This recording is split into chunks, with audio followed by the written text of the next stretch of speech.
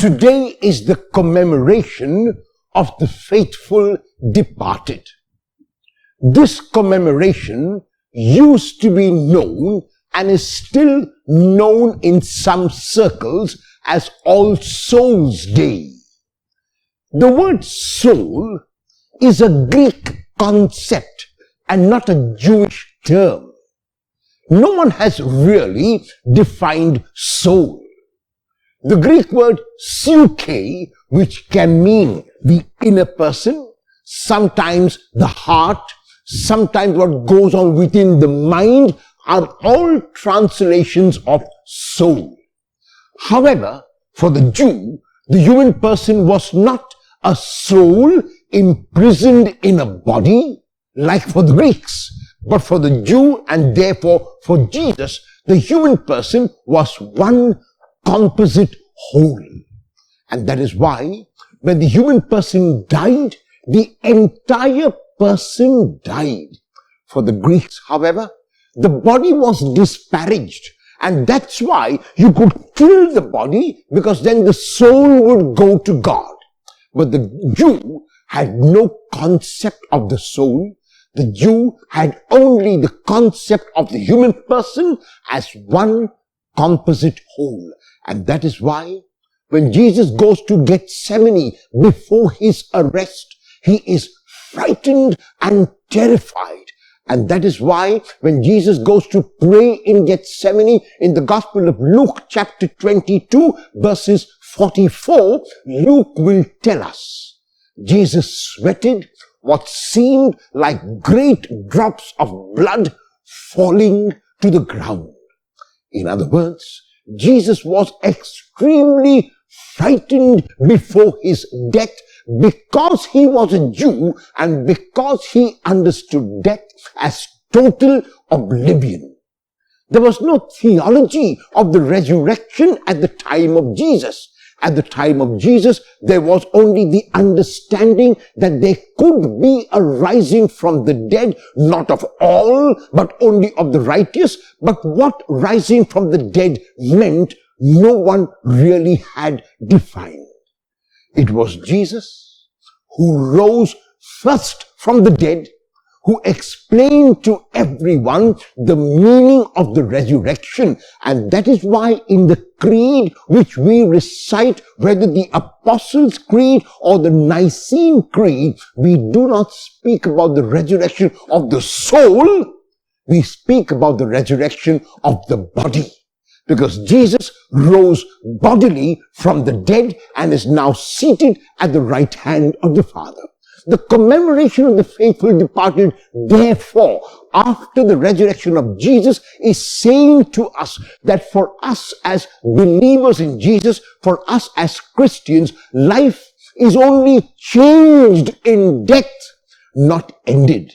As a matter of fact, Paul asks in his letter to the Thessalonians, "Death, where is thy sting?" Death has no sting after the resurrection of Jesus, because for the Christian there is eternal and everlasting life. Death is a mystery. And the meaning of a mystery is that there is something about it that we know, but a great deal about it that we do not know. And so life is a mystery, Jesus is a mystery, and death is a mystery.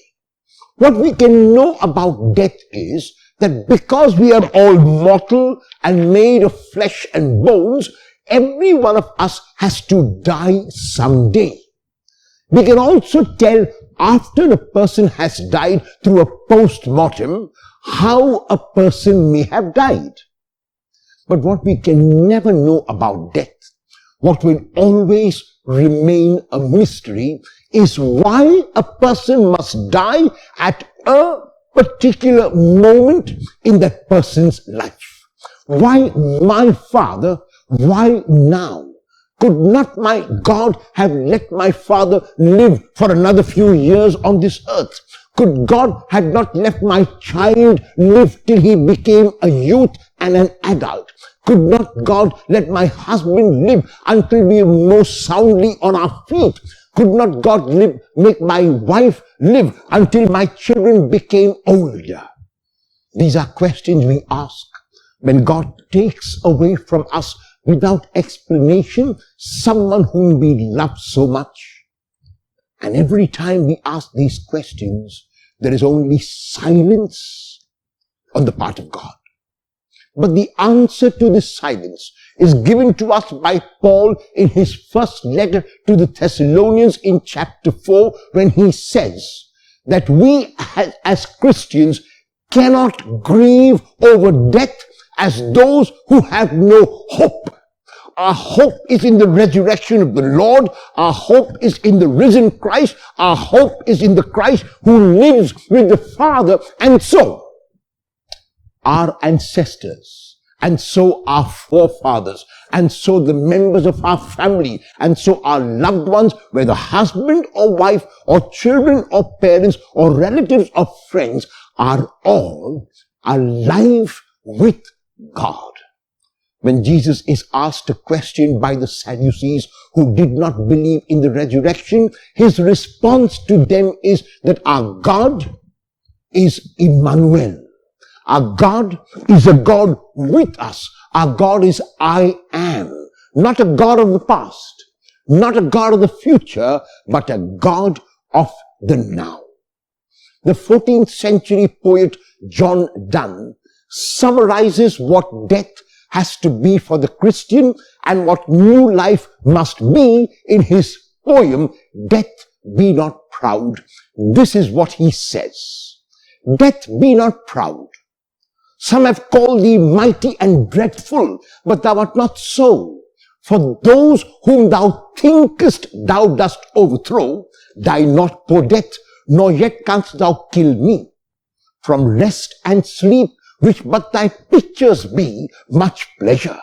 Then from thee much more must flow, and soonest our best men with thee do go. Rest of their bones and souls delivery, thou art slave to fate, chance, kings, and desperate men. And thus with poison, war, and sickness dwell, and popular charms can make us sleep as well, and better than thy stroke. Why swellest thou then? One short sleep past, we wake eternally, and death shall be no more. Death, thou shalt die. This is the Christian message, that for us, death does not kill us, but death dies because we rise again.